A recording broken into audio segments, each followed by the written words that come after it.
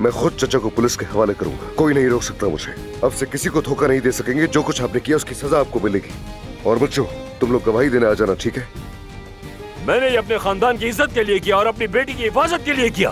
किसी को ये नहीं पता कि उस बेगैरत ने मेरी बेटी के साथ किया क्या था। ये सारी सफाइयां पुलिस स्टेशन में जाकर दीजिएगा।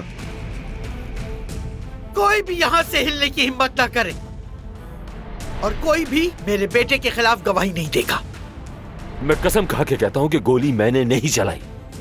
अगर तुमने अपने चाचा को नहीं छोड़ा तो यकीन करो तुम्हें मेरी लाश दफनाना पड़ेगी। बेटा उसे छोड़ दो। क्या तुम में से कोई मेरा साथ नहीं देगा? मैं बाप हूँ तुम्हारा।